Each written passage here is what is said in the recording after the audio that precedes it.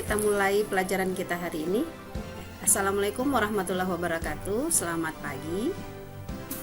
Waalaikumsalam warahmatullahi wabarakatuh. Apa kabar Nana semua? Sehat?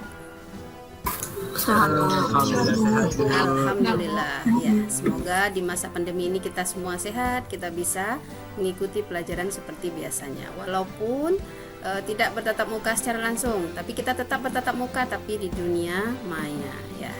Oke. Ibu minta satu ketua kelas untuk memimpin doa. Afif, silahkan pimpin doanya, Afif. Siap. Sebelum mulai pembelajaran ekonomi pada pertemuan kali ini, mari kita berdoa menurut kepercayaan masing-masing. Berdoa dimulai. Terima kasih Afif. Semoga dengan kita membacakan doa tadi, pelajaran kita bisa berjalan dengan lancar, kemudian bisa memberikan berkah kepada. Mulai pelajaran kita pada pagi hari ini dengan pemutaran sebuah video. Jadi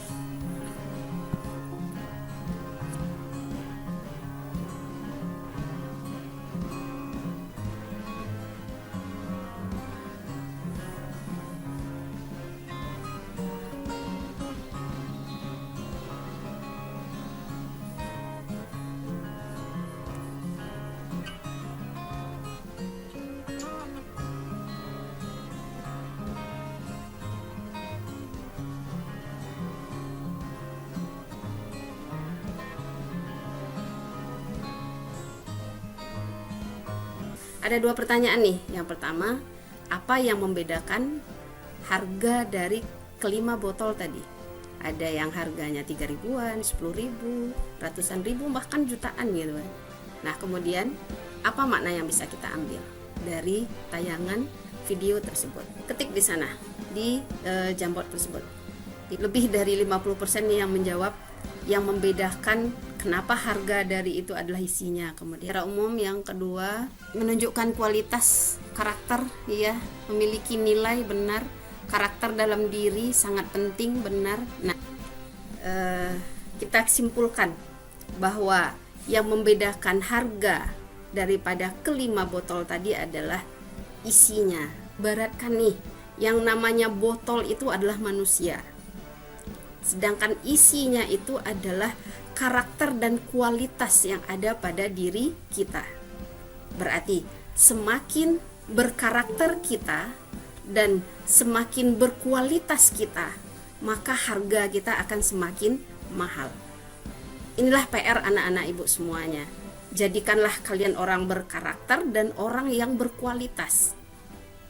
Pada hari ini kita akan mempelajari tentang inflasi. Ibu menjawab tantangan kalian nih. Tantangan kalian minggu lalu itu minta, Bu, ayo kita belajar inflasi. Nah, yuk.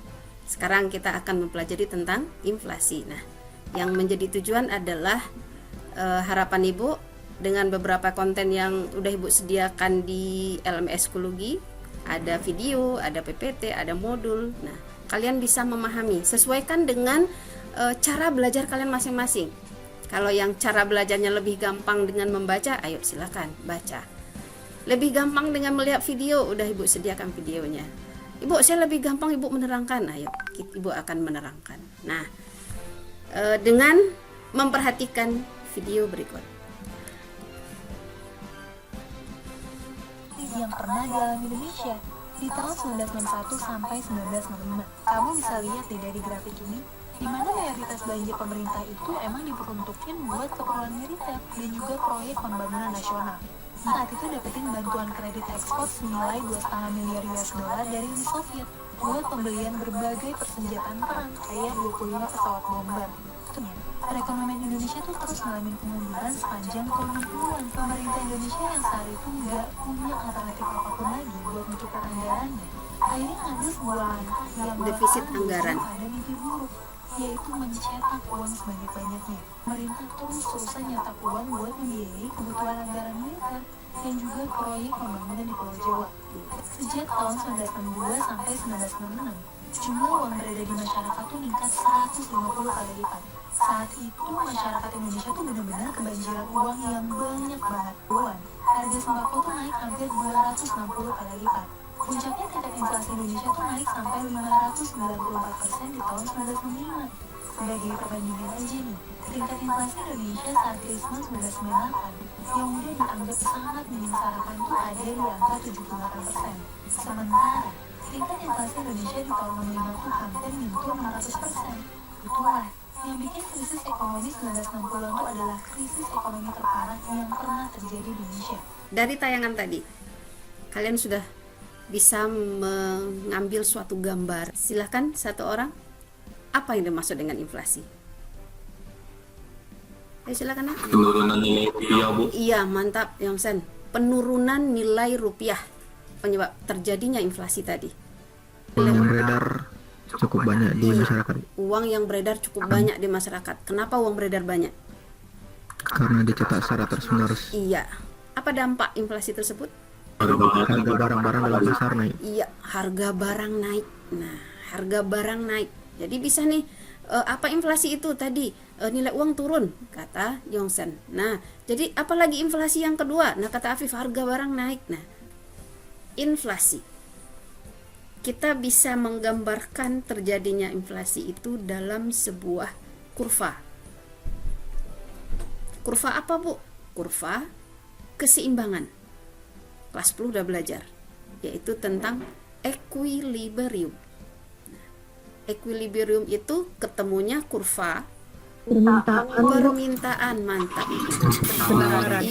Kurva penawaran. Bertemunya permintaan dan penawaran, terbentuklah yang disebut dengan equilibrium. Apa itu equilibrium? Yaitu terbentuknya harga keseimbangan.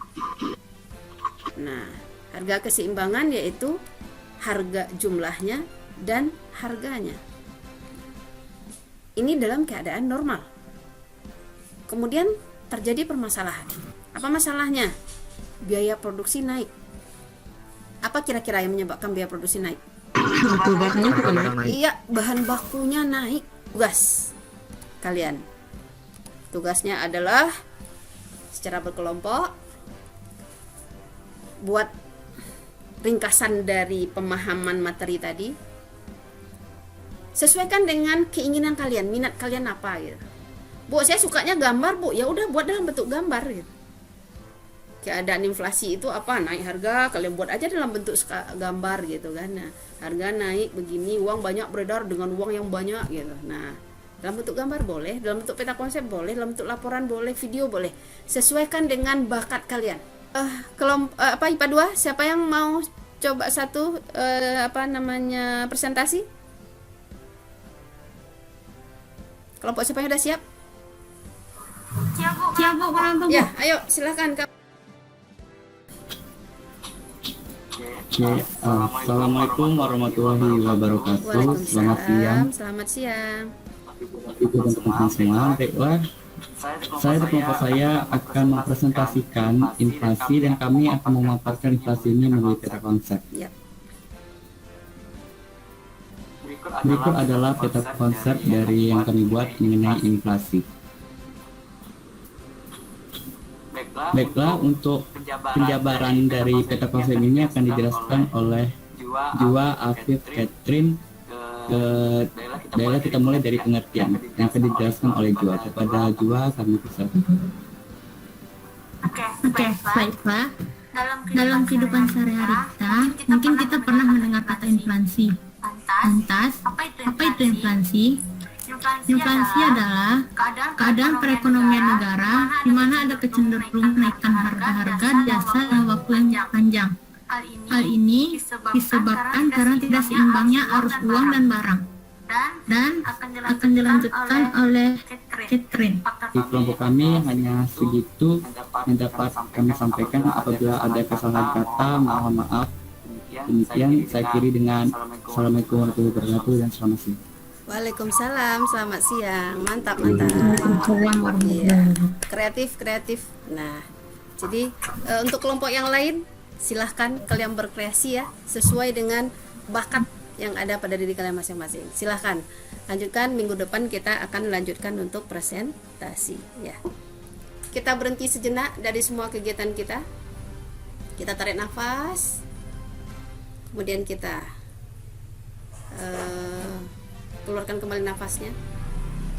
Kita ulangi beberapa kali sampai kita agak rileks gitu. Nah, kita merasakan rileks. Kemudian kita lanjutkan untuk post test. Post test Ibu lakukan dengan Kahoot.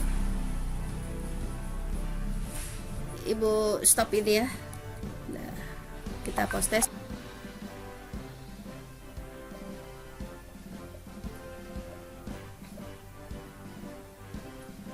Kondisi turunnya nilai mata uang dan naiknya harga secara terus-menerus adalah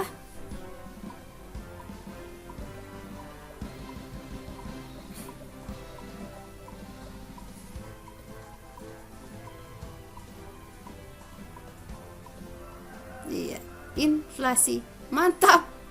Sempurna. Nah, kita selesai pelajaran kita hari ini. Akan tetapi sedikit Ibu minta refleksi sama kalian nih. Bagaimana kira-kira dengan pembelajaran kita hari ini? Boleh.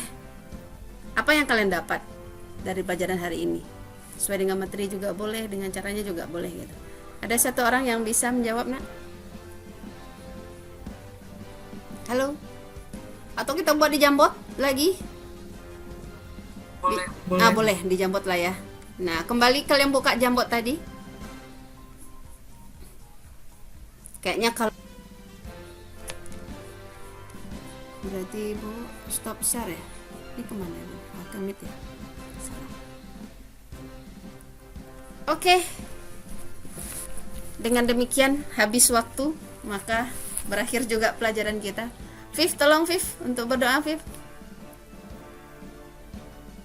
Oke, sampai untuk pembelajaran ekonomi pada kali ini sampai di sini sepertinya. Dan sebelum kita mengakhiri pembelajaran ekonomi pada pertemuan kali ini, marilah kita berdoa menurut kepercayaan masing-masing. Berdoa dimulai.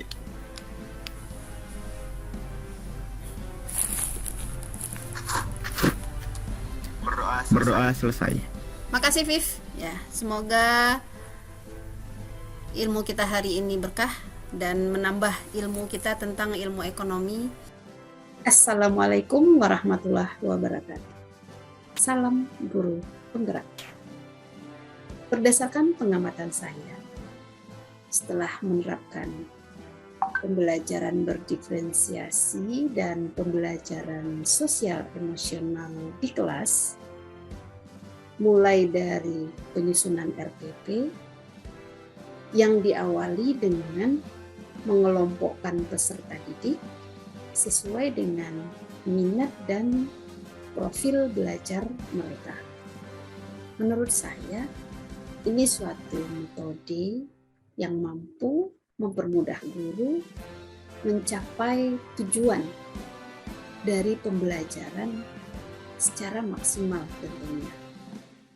Saat menerapkan pembelajaran berdiferensiasi dan pembelajaran sosial emosional ini di kelas, pembelajaran diawali dengan pemutaran video yang merupakan aplikasi penerapan pembelajaran sosial emosional yang bertujuan memberikan motivasi untuk mempersiapkan kondisi peserta didik sebagai daya lenting agar mereka fokus dan tentunya bersemangat dalam mengikuti pelajaran. Sedangkan untuk proses pembelajaran itu sendiri disesuaikan dengan minat, kesiapan, dan profil belajar peserta didik, supaya mereka menikmati setiap proses belajar dengan harapan sehingga lebih gampang bagi mereka dalam memahami materi. Begitu juga di tengah pembelajaran, di saat mereka sudah merasa bosan dan diterapkan kembali pembelajaran sosial emosional. Ya, supaya mereka tidak lagi merasa bosan dan kembali fresh untuk melanjutkan pembelajaran. Dan yang tak kalah penting dalam pembelajaran ini, di samping adanya pembelajaran berdiferensiasi dan pembelajaran sosial emosional ini, yaitu adanya suatu inovasi dalam proses belajar mengajar tersebut, di mana dalam proses saat pemberian apresiasi dilakukan dengan pemutaran sebuah video, dan di akhir pembelajaran ditutup dengan post-test yang menggunakan aplikasi Kahoot. Jadi mereka merasa tidak dalam menjalani sebuah ujian, tapi mereka hanya saat mengikuti games. Nah, sehingga bisa kita simpulkan bahwa proses belajar dengan menggunakan atau menerapkan pembelajaran berdiferensiasi dan sosial emosional ini menurut saya sangat tepat. Karena proses belajar mengajar PSE sangat membantu dalam memfokuskan dan merilekskan peserta didik. Sedangkan pembelajaran berdiferensiasi sangat mengakomodir peserta didik secara individu. Hal ini juga selaras dengan jawaban dari peserta didik saat diberikan refleksi pada akhir pembelajaran. Dari jawaban mereka di Jambot, banyak yang mengatakan bahwa mereka merasa senang. Bahkan ada yang mengatakan tidak cukup waktu. Nah, berarti memang mereka menikmati prosesnya. Sehingga dalam pembelajaran juga mereka lebih gampang dalam memahami materi. Sedangkan hal-hal yang perlu diperbaiki lebih lanjut adalah memperdalam pembelajaran berdiferensiasi dan sosial emosional ini dan memperbanyak berlatih menggunakannya. Ya, sekian. Assalamualaikum warahmatullahi wabarakatuh. Salam guru penggerak.